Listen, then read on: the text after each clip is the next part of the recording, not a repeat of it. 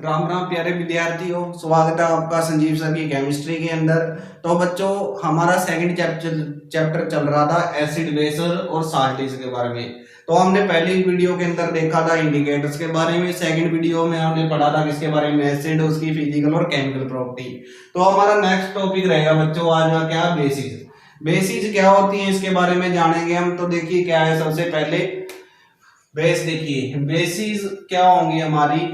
अब सुनिए बच्चों, क्या होता है जब वाटर डिसोसिएट होता है हमारा किसके अंदर, जैसे हम वाटर को आयनाइज करें तो आयनाइज होने के बाद क्या मिलता है आप लोगों को, हमें क्या मिलेगा, एक तो मिलता है H पॉजिटिव और OH नेगेटिव के अंदर वाटर डिसोसिएट होता है। तो इनके अंदर सेम कंसंट्रेशन होती है किसकी, H पॉजिटिव आयंस की और OH नेगेटिव आयंस की। इसी कारण से क्या होता है बच्चों, ये जो हमारा वाटर है वो क्या होता है, इसका नेचर कैसा होता है, न्यूट्रल होता है। यदि हम इसमें क्या डाल दें, थोड़ा सा एसिड डाल देते तो ये मीडियम एसिडिक हो जाएगा। यदि हम इसमें थोड़ी सी बेस डाल दें, OH नेगेटिव आयन डाल दें तो ये बेसिक हो जाता है। तो सेम हमारा वही है, हम पढ़ते हैं किसके बारे में, हम पढ़ते हैं बेस के बारे में। तो क्या होता है ये, तो देखिए क्या है, द सब्सटेंसेस, यानी बेस क्या होती है हमारी, the substances which dissociate in water, जो क्या होगी, डिसोसिएट हो जाती हैं, विच डिसोसिएट इन वाटर, यानी वाटर को के अंदर जब आप इनको डालेंगे बेस को तो क्या हो जाएंगी, डिसोसिएट हो जाती है किसके अंदर, इन वाटर के अंदर। और क्या देती है हमें, to give OH negative ions. OH negative ions को हम क्या बोलते हैं, हाइड्रोक्साइड आयन भी बोलते हैं बच्चों। तो ये हमें क्या देते हैं, हाइड्रोक्साइड आयन देते हैं। तो इसी को हम क्या कहते हैं, इज नोन एज बेस। तो इसी को हम क्या बोलते हैं, इज नोन एज बेसिस। तो इनको हम क्या बोलते हैं बच्चों, बेसिस बोलते हैं। तो बेसिस के अंदर क्या होता है, जैसे आपके पास क्या था, एक्वस सॉल्यूशन था NaOH का। तो उसके अंदर हम क्या करते हैं, वाटर के अंदर जैसे हमने उसको डाला था, NaOH था, NaOH का एक्वस सॉल्यूशन है, तो ये क्या हो जाता है बच्चों, ये डिसोसिएट हो जाता है किसके अंदर, वैसे स्ट्रॉन्ग बेस है तो वो क्या हो जाती है, कंप्लीटली आयनाइज हो जाती है। तो ये Na पॉजिटिव एक्वस सॉल्यूशन के अंदर और OH नेगेटिव आयंस देते हैं। तो यही हमारे क्या होते हैं बच्चों, बेस होते हैं। यानी कि बेसिस क्या होते हैं, जो डिसोसिएट होकर क्या देते हैं हमें, OH नेगेटिव आयंस देते हैं, उन्हें हम बेस बोलते हैं। एग्जाम्पल क्या होते हैं, दो प्रकार के होते हैं, एक तो होते हैं ये कौन से, वाटर सोल्यूबल, और एक क्या होते हैं, वाटर के अंदर इनसोल्यूबल। वाटर सोल्यूबल बेसिस कौन सी है, एग्जांपल ले रहे हैं बच्चों ये, तो कुछ वाटर के अंदर क्या हो जाती है, सोल्यूबल हो जाती है। वाटर सोल्यूबल बेसिस की एग्जांपल है हमारे पास NaOH, KOH और क्या होगा, MgOH2। तो ये सारी की सारी क्या है, कुछ ऐसी बेसिस है जो वाटर के अंदर क्या हो जाती है, डिसोसिएट हो जाती है। कुछ ऐसी भी वाटर इनसोल्यूबल है, वाटर इनसोल्यूबल, तो वाटर के अंदर क्या नहीं होती, वो सोल्यूबल बेस नहीं होती, मतलब सोल्यूबल नहीं होती, उनको हम क्या बोलते हैं, उन्हें हम वाटर इनसोल्यूबल बेसिस बोलते हैं। जैसे ये हो गया हमारे पास, और एक हमारे पास ये हो जाता है। तो ये काफी वीक बेसिस हैं, ये वाटर के अंदर डिसोसिएट नहीं हो पाते। वैसे है बेसिस और सॉल्यूशन के अंदर ये OH नेगेटिव आयन से देते हैं। जो हमें वाटर के अंदर क्या दे, H पॉजिटिव आयन दे, वो क्या होती है, वाटर सोल्यूबल होती है। और जो वाटर के अंदर सोल्यूबल ना हो उन्हें क्या बोलते हैं, वाटर इनसोल्यूबल बेस बोलते हैं। और सभी बेस जरूरी नहीं है भाई सभी बेस वाटर के अंदर ही सोल्यूबल हो, जैसे ये इनसोल्यूबल भी होती हैं। तो ये सारी चीजें हैं। तो एक ग्रुप है बच्चों, आप लोगों ने शायद पढ़ा हो लेकिन आपने नाम जरूर सुने हैं उनके। तो नाम कौन कौन से हैं भी, लिथियम आपने सुना होगा, सोडियम सुना होगा, तो ये सारे नाम है। और पहला जो हमारा क्या होता है, पीरियोडिक टेबल पढ़ेंगे आप, जैसे 5th चैप्टर है हमारा, उसके अंदर क्या है, क्लासिफिकेशन ऑफ मेटल्स है, वहां पर हम पढ़ेंगे किस प्रकार से क्लासिफाई हुए थे। तो जो हमारा फर्स्ट ग्रुप है वो कौन सा है, उसको हम बोलते हैं एल्कली। एल्कली मेटल्स बोलते हैं हम उनको। कहां से स्टार्ट होता है, वैसे हाइड्रोजन है, हाइड्रोजन इसका एलिमेंट नहीं है, तो ये होता है हमारा क्या, लिथियम बोलते हैं इसको हम, लिथियम। फिर है हमारा Na, इसको हम बोलते हैं क्या, सोडियम। फिर आता है कि इसको हम बोलते हैं पोटासियम।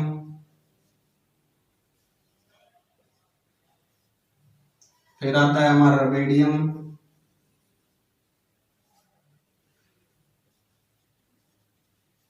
फिर आता है हमारा कौन सा, सीजियम। तो ये हमारी एल्कली मेटल है। एक और होता है फ्रांसियम। तो ये कुछ हमारे पहला जो हमारा फर्स्ट है क्या होता है, पहला पीरियोडिक टेबल के अंदर हमारे कितने हैं, एक लगभग 118 एलिमेंट है, उनके अंदर क्या होता है जो 18 ग्रुप्स है हमारी पीरियोडिक टेबल के अंदर, और क्या होते हैं बच्चों 7 पीरियड है। ये हम 5th चैप्टर के अंदर पढ़ेंगे। तो उसमें 18 ग्रुप में से फर्स्ट ग्रुप हमारा कौन सा होता है, ये वाला होता है। लेकिन ये सारे का सारा कैसा नेचर होता है, इसका बेसिक नेचर का होता है बच्चों। जब भी आप इनको वाटर के अंदर डिसोल्व करेंगे तो ये क्या बनाएंगे, वाटर के अंदर उड़ के बेस बना देते हैं। याद कैसे रख सकते हो इसको, तो इसका फॉर्मूला, इसका जो क्या है याद करने का तरीका क्या है अभी, ली से मतलब लिथियम हो जाएगा, ना से क्या हो जाएगा सोडियम हो जाएगा, वेरी ली ना, फिर के से क्या होता है की से पोटासियम हो जाएगा, रबीना, इसको हम आरबी को हम लिखते हैं रबीना, और ये क्या हो जाएगा सी एस से हो जाएगा से, और एफ आर से हो जाएगा फ्रेंडशिप, यानी क्या हो जाएगा अभी लीना की रबीना से फ्रेंडशिप। याद करने का तरीका है। तो ये सभी वाटर में घोल के क्या बनाते हैं, बेस बना देते हैं, और इसलिए हम इसको बोलते हैं भी क्या होते हैं, जो ये बेस होते हैं। तो एक बात लिखी जाती है, क्या लिखी जाती है बच्चों भाई, all alkalies are base, all alkalies are base but bases, but all bases are, all bases is not, all bases is not, are not, क्या हो जाएगी बच्चों, क्या नहीं होती, एल्कलीज नहीं होती। क्यों नहीं होती, क्योंकि ये कुछ ही एलिमेंट है जो इनसे हमारी जो भी बेस बढ़ती है। जैसे एग्जांपल करें, बात करें तो पहले से बढ़ती है LiOH, सोडियम से बढ़ेगी NaOH, पोटासियम से बढ़ती है KOOH, रेडियम से बढ़ती है RbOH, जो हमारा सीजियम है उससे बनेगी CSOH। तो ये है हमारे क्या बेसिक। और अभी ये जरूरी नहीं भी सारे ये तो बेसिस है ही हैं, लेकिन ये अल्कलीज हैं। लेकिन जो बेसिस है इसके अलावा बहुत सारे हैं, जैसे हमने मैग्नीशियम लिखा था, magnesium hydroxide, calcium hydroxide, aluminium hydroxide, ऊपर आएगा हाइड्रोक्साइड। तो इसीलिए हम कहते हैं भी जो इतने भी अल्कलीज थे ये सारे के सारे क्या थे, बेसिस थी। आर लिखेंगे all bases, are bases, but जो हमारे क्या थे ऑल बेसिस है वो क्या नहीं है, एल्कलीज नहीं है। तो ये हमारा एग्जांपल था इसका। तो ये चीज थी बच्चों हमारी इसके अंदर। फिर हम देखते हैं भी जब इसको हम क्या करते हैं वाटर के अंदर डिसोल्व करते हैं, डिसोल्यूशन क्या रहता है इसका, हमेशा एक्सोथर्मिक रहता है। जैसे हमने क्या किया था अभी वाटर के अंदर हम क्या डाल रहे थे, वाटर के अंदर जब एसिड डालते हैं हम तब वो भी प्रोसेस हमारा एक्सोथर्मिक रहता है। और कभी भी एसिड के अंदर क्या नहीं डाला जाता, पानी नहीं डाला जाता, हमने पिछले लेक्चर में बताया था, क्योंकि वो एक्सोथर्मिक रिएक्शन है। ऐसे ही क्या होता है जो डिसोल्यूशन करते हैं हम किसका, dissolution of base. Dissolution of base का मतलब क्या है भाई, जो इनको हम पानी में घोलते हैं तो क्या होता है इस एक्सोथर्मिक प्रोसेस। ये कैसा प्रोसेस होता है, एक्सोथर्मिक प्रोसेस होता है जिसके अंदर हीट क्या हो जाती है, बाहर निकलती है बच्चों।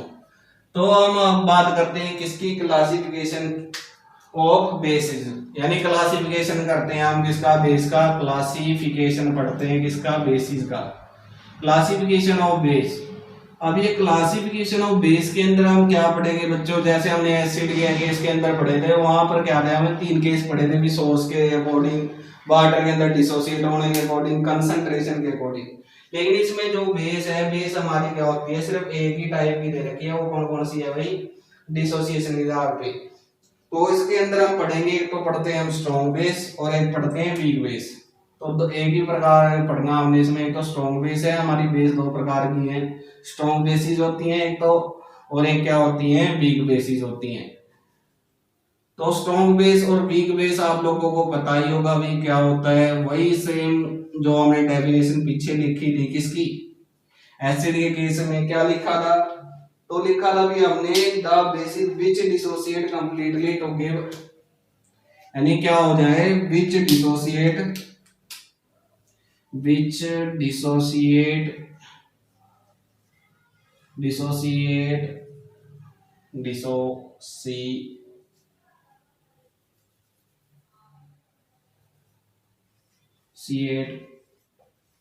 कंप्लीटली इन वाटर, जो क्या हो जाए भी कंप्लीटली डिसोसिएट हो जाए किसके अंदर, वाटर के अंदर। और हमें क्या दे, gives us high concentration of किसकी, high concentration of OH negative ions या हाइड्रोक्साइड आयंस की, उसको हम क्या बोलते हैं, उसको बोलते हैं हम स्ट्रॉन्ग बेसिस। तो क्या लिखेंगे, which dissociate completely to give high concentration of water और high concentration of OH negative ions in aqueous solution, ऐसे भी लिख सकते हैं और जैसे हमने लिखा है ये भी ठीक है भाई।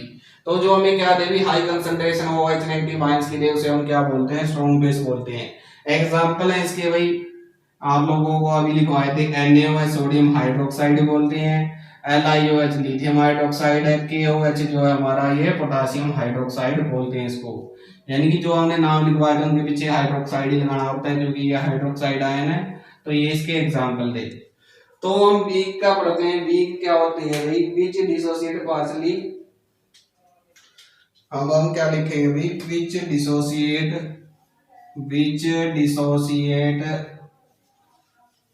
पार्शियली, पार्शियली का मतलब क्या होता है बच्चों भी, थोड़े थोड़े टूटते हैं, पार्शियली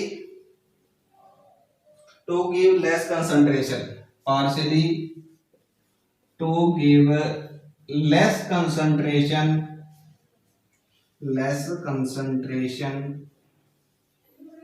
किसकी देते हैं weaken, less concentration of OH negative ion, of hydroxide ion या OH negative ions in aqueous medium, किसके अंदर, एक्वस मीडियम के अंदर, उसे हम क्या बोलेंगे, उसे हम बोलते हैं भाई वीक बेसिस।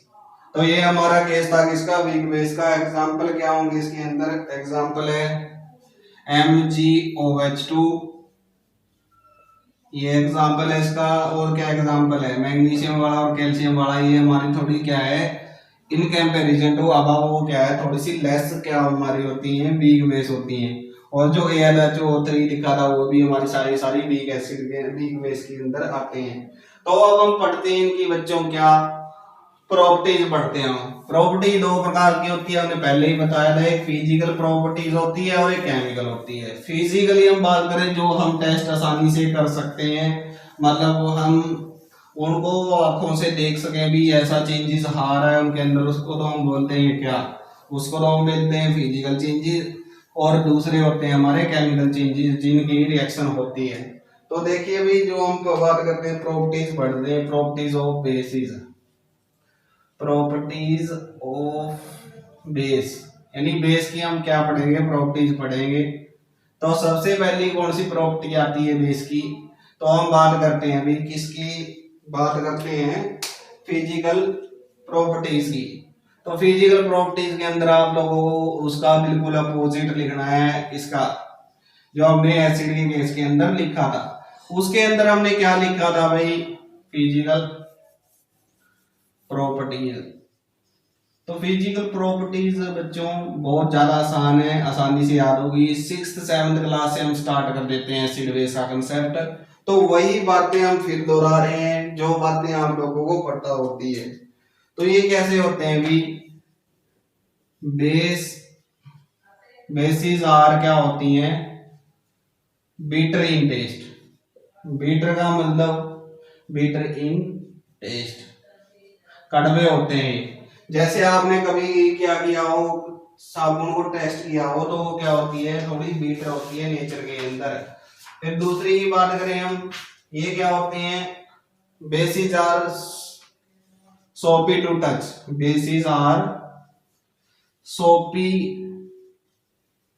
इन नेचर या सोपी इन नेचर। सोपी का मतलब क्या होते हैं भी, चिकने होते हैं, जैसे हम टच करते हैं तो हमें चिकना चिकना लगता है। सोपी इन टच भी लिख सकते हो आप, सोपी इन नेचर या सोपी इन टच भी लिख सकते हैं। यानी कि जब आप उसको टच करते हैं, जैसे साबुन, साबुन हमारी बेस ही होती है और जैसे ही आप उसको टच करते हैं तो वो क्या हो जाती है, चिकनी होती है।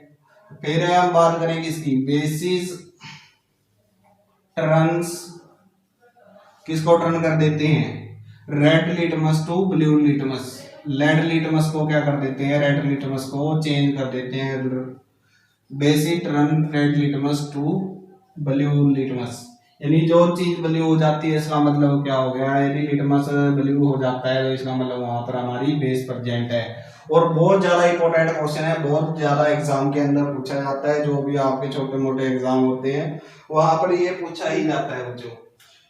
बेसिस क्या होती हैं? Being electrolysed, basis being electrolysed, इसका मतलब क्या हो गया बच्चों? ये इलेक्ट्रोलाइज हो जाती हैं, मतलब क्या हो जाती हैं? डिसोसिएट हो जाती है किसके अंदर? वाटर के अंदर, यानी कि electrolyse, electrolytes, basis being electrolytes, electrolytes, lights ionise, ionise in water, यानी कि आयनाइजिस क्या हो जाती है? In water and conduct electricity. तो ये भी क्या करते हैं? इलेक्ट्रिसिटी को कंडक्ट करते हैं, एंड कंडक्ट इलेक्ट्रिसिटी। तो ये बिजली के क्यों क्या करते हैं? अभी जो गुड कंडक्टर ऑफ इलेक्ट्रिसिटी होते हैं तो कंडक्ट इलेक्ट्रिसिटी, तो ये इलेक्ट्रिसिटी को कंडक्ट करते हैं। और लास्ट है हमारी भाई, ये क्या होते हैं? कोरोसिव इन नेचर के होते हैं, these are corrosive in nature. कुछ इनमें से क्या होती हैं? सम ऑफ दीज लिखते हैं भाई, इनमें से कुछ में, some of the bases, some of the bases कैसी होंगी? आर कोरोसिव इन नेचर, यानी कोरोसिव नेचर का मतलब हमने पहले ही बताया था भी, जो अपने स्किन के ऊपर गिर जाती है तो स्किन को भी क्या कर देते हैं? जला देते हैं। तो बच्चों अब हम पढ़ेंगे केमिकल प्रॉपर्टीज किसकी? बेसिस की। तो केमिकल प्रॉपर्टीज के अंदर वैसे ही जो हमारी रिएक्शन थी, एक दो रिएक्शन हमारी क्या होती है? सिमिलर होती है उनके रिएक्शन के साथ, लेकिन इसके अंदर भी क्या होता है बच्चों? थोड़ा सा अलग आ जाती है एक दो रिएक्शन इससे।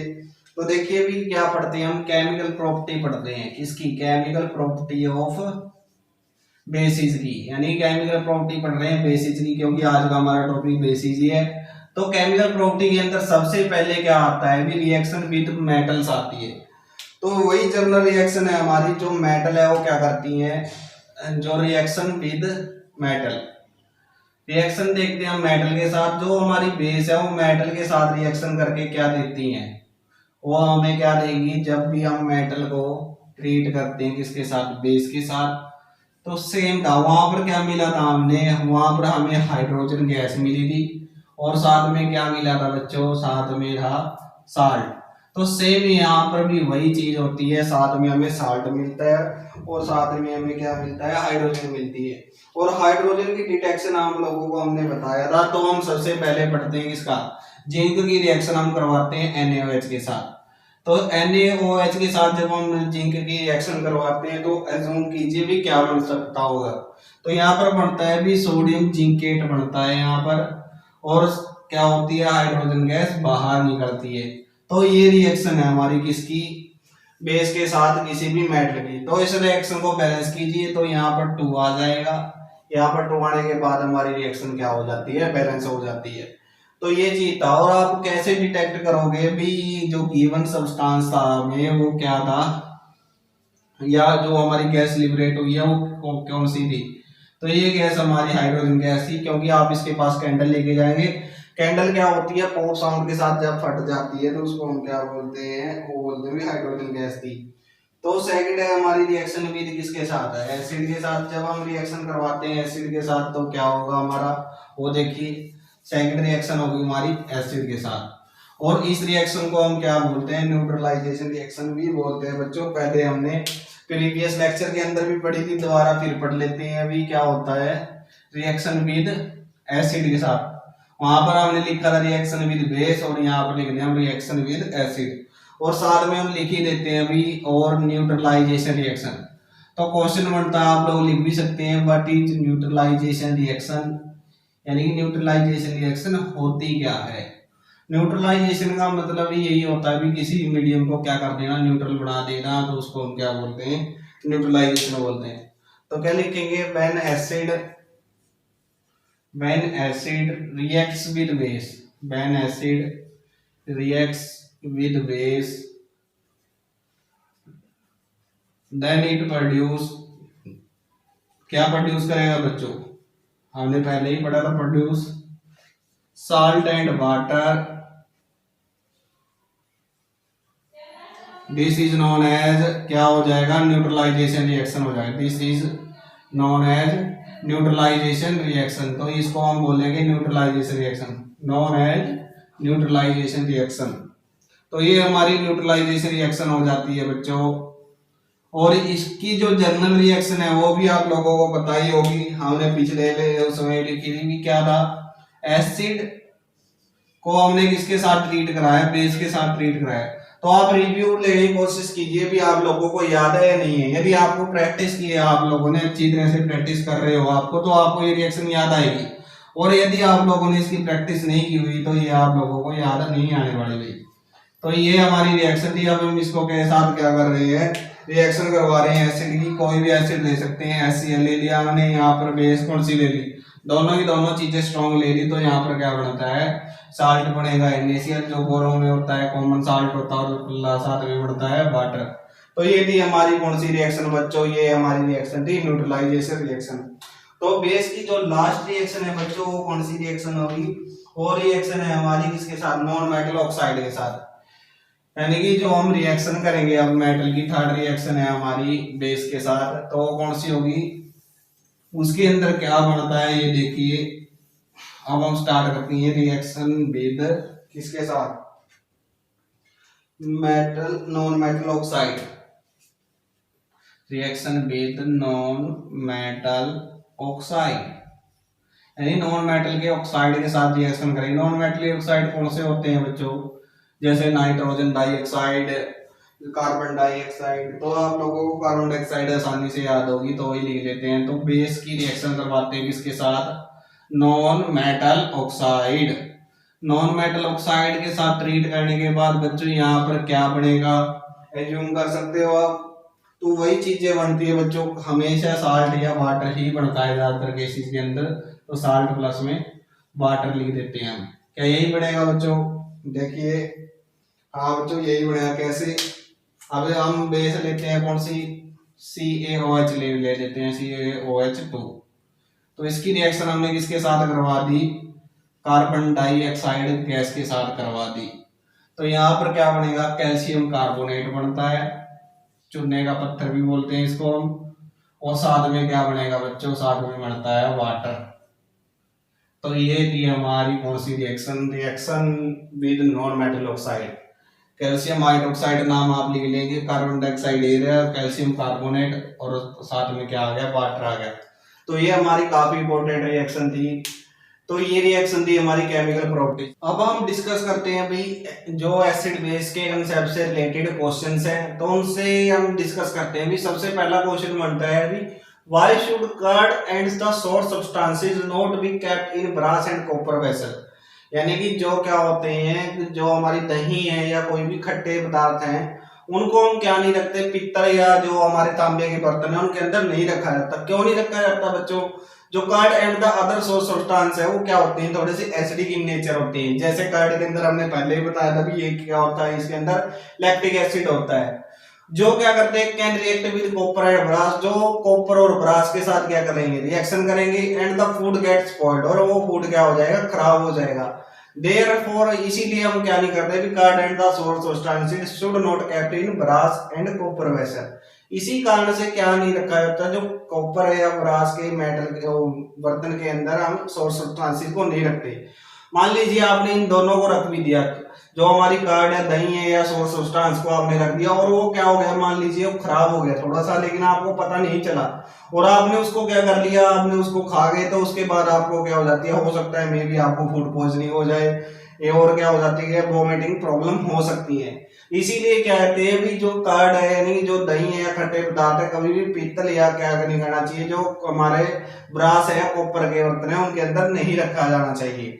तो ये था इसका आंसर भी, क्या होते हैं, एसिडिक नेचर के होते हैं। और एसिड क्या करता है, जब भी रिएक्ट करेगा किसके साथ, एसिड कॉपर के साथ रिएक्ट करता है, और जिसके कारण क्या हो जाएगा, जो हमारा खाना खराब हो जाता है, और इसी कारण से हम इनके बर्तन में नहीं रखना चाहिए।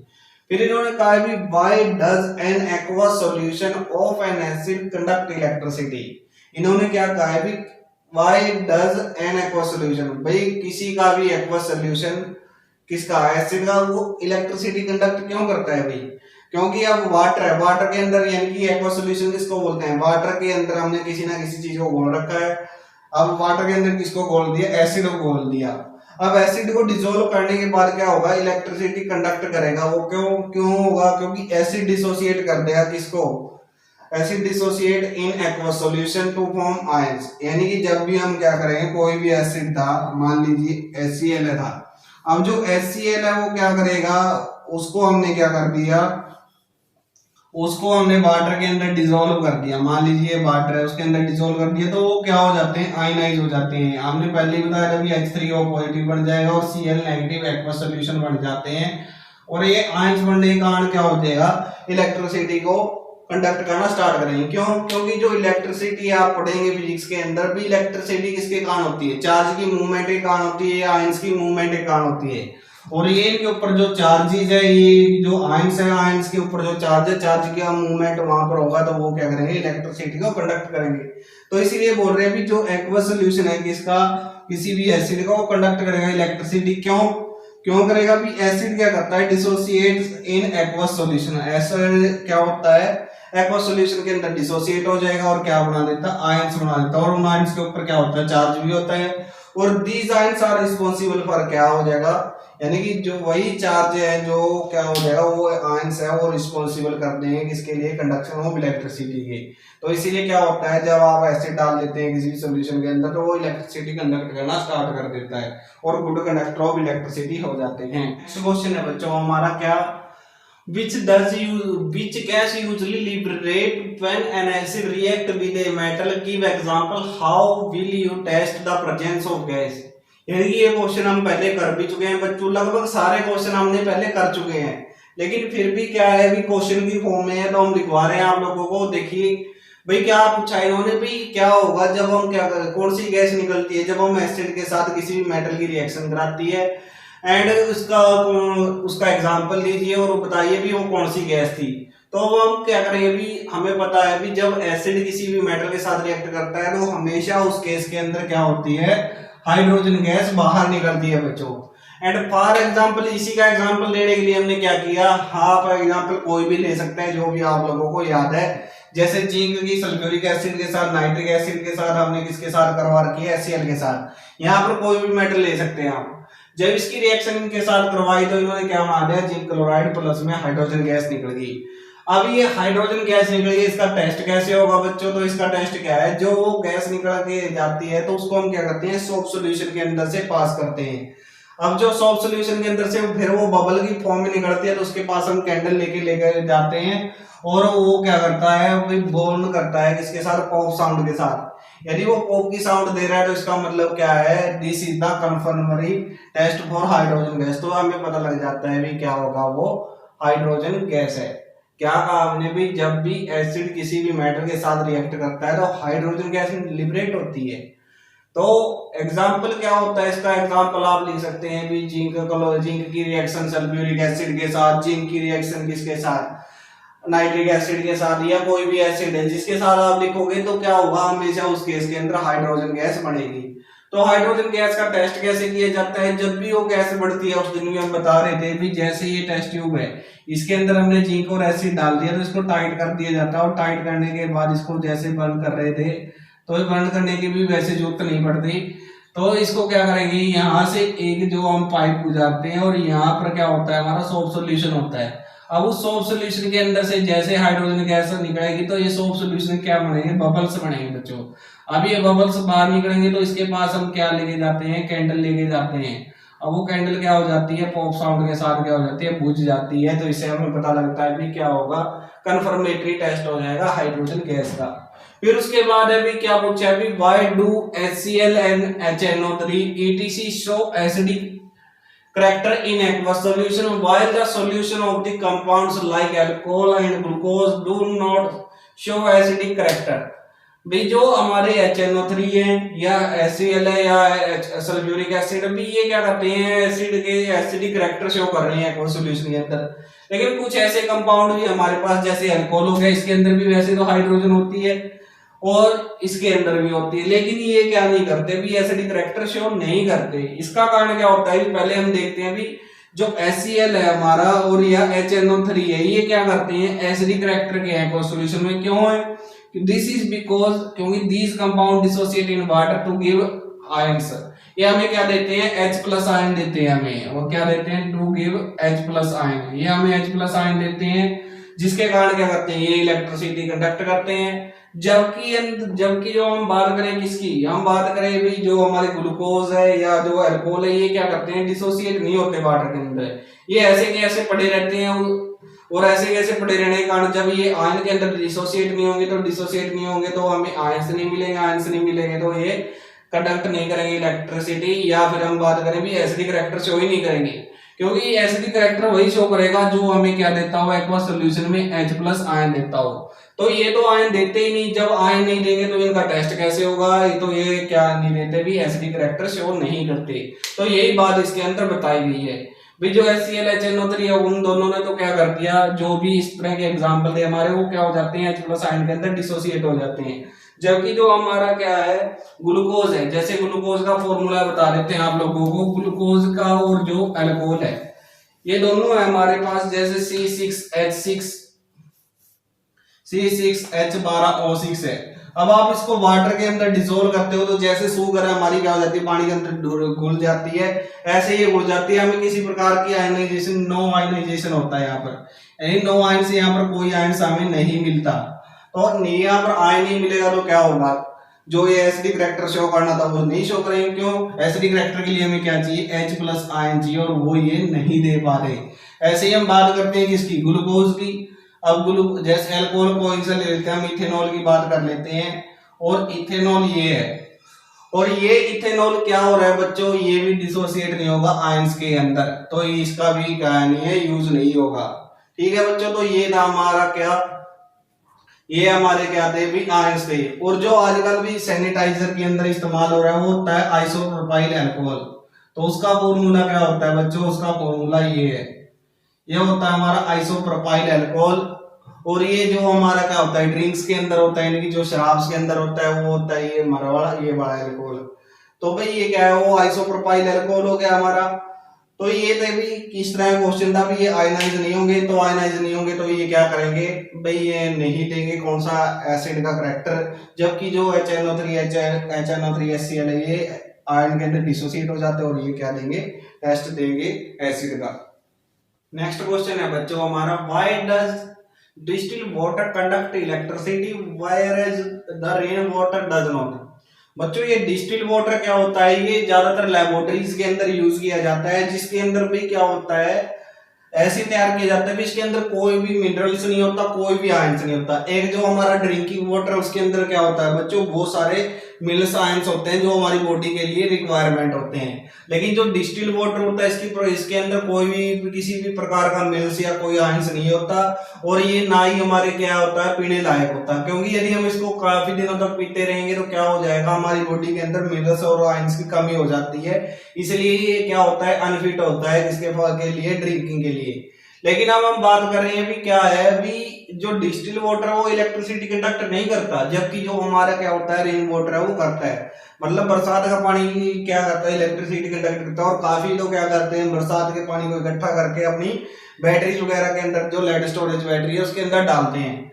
तो क्या है इसका रीजन है भाई, क्या कह रहे हैं इसके अंदर भी, distil water does not conduct electricity as there is no free ions. मतलब उसके अंदर क्या नहीं होते, कोई भी फ्री आयंस नहीं होता उसके अंदर। और किसके लिए, कंडक्शन ऑफ इलेक्ट्रिसिटी के लिए। मतलब जो उसके अंदर डिस्टिल वाटर है, हम बता रहे हैं भी किसी प्रकार का मिनरल्स कोई आयंस नहीं होता, वो क्या होता है बिल्कुल भी प्योर कह सकते हैं हम उसको, लेकिन अनफिट है किसके लिए, ड्रिंकिंग के लिए। फिर अभी जो हमारा क्या है, जो दूसरी बात करें हम, on the other hand the rain water has many electrolytes dissolved in it, या हम कहे भी हैज मेनी मिनरल्स या और आयंस डिसॉल्व्ड इन इट। क्योंकि जो बरसात का पानी है उसके अंदर क्या होते हैं, जैसे ऊपर से आता है तो काफी गैसेस जो मिनरल्स है या सैंड पार्टिकल्स है उसके अंदर मिल जाते हैं, विच प्रोवाइड्स आयन, जो क्या करते हैं भी उसके लिए प्रोवाइड करते हैं आयंस को। और आयंस मिल गए तो इसका मतलब कंडक्शन होगा किसका, इलेक्ट्रिसिटी का। तो इसी कारण से क्या होता है, जो रेन वाटर है वो क्या करता है बच्चों, कंडक्ट करता है क्या, इलेक्ट्रिसिटी। तो बताया भी जो डिस्टिल वाटर है वो क्या नहीं करता, कंडक्ट नहीं करता। क्यों नहीं करता, क्योंकि उसके अंदर क्या है, फ्री आयन नहीं है। और आयंस के कारण इलेक्ट्रिसिटी होती है, तो उसके अंदर आयन नहीं है तो इलेक्ट्रिसिटी कंडक्ट नहीं करेगा। जबकि जो रेन वाटर है उसके अंदर बहुत सारे इलेक्ट्रोलाइट्स यानी कि मिनरल्स या पार्टिकल्स होते हैं, जिसके कारण वो क्या करते हैं भी कंडक्शन वो करता है इलेक्ट्रिसिटी। या क्यों करेगा? क्योंकि जो इलेक्ट्रोलाइट्स है वो डिसोसिएट हो जाएंगे आयंस के अंदर और हमें क्या देंगे, हमें जो आयंस देंगे और आयंस के कारण जो रेन वाटर है वो क्या करेगा, कंडक्ट करेगा इलेक्ट्रिसिटी। फिर हम बात करते हैं why do acids show acidic behaviour in presence of water. अब इसमें क्या किया, जो एसिड्स है वो एसिडिक बिहेवियर शो नहीं करते। वो क्यों नहीं करते भी बच्चों? क्योंकि भी जो एसिड है वो do not show acidic behaviour in the absence of water because dissociation of hydrogen ion. यानी कि जो क्या होता है एसिड है वो क्या करते हैं भी एसिडिक बिहेवियर कब शो करता है, जब वो आयंस देगा हमें, उसके अंदर क्या होंगे H+ आयन आ जाएं। अब वो क्या है उसके अंदर आयंस नहीं आ रहे, तो आयंस कब आते हैं, जब क्या होता है, जब एसिड टूट वाटर के अंदर डिसॉल्व होके टूटता है। लेकिन अब हमने उसको क्या किया है, जो एसिड था हमारा वो ऐसे का ऐसे उसने वो आयनाइज ही नहीं हुआ, आयनाइज नहीं हुआ तो इसके कारण वो इलेक्ट्रिसिटी कंडक्ट नहीं करेगा। तो इसी कारण यही लिखते हैं भी in the absence of water acid can not furnish H+ ion. मतलब जो वाटर की एब्सेंस के अंदर ये एसिड है वो आयनाइज नहीं होगा, आयनाइज नहीं होगा तो इसी कारण से क्या होगा, एसिडिक बिहेवियर उसका नहीं आएगा। जबकि यदि हम वाटर ले आए तो क्या करेगा, वो इलेक्ट्रिसिटी पैदा करेगा। तो ये क्वेश्चन था बच्चों और यही थे हमारे एनसीईआरटी के क्वेश्चंस। और आगे जाके हम फिर क्या करेंगे भी, आगे फिर इन्हीं को क्या करते हैं डिस्कस करेंगे कुछ क्वेश्चन को, और फिर नए टॉपिक की शुरुआत करेंगे। और ना रहेगा आपके मन में किसी प्रकार का कोई खतरा, ना रहेगी आपके मन में कोई ख्वाहिश, क्योंकि आपके संजीव सर आप लोगों को पढ़ा रहे हैं साइंस।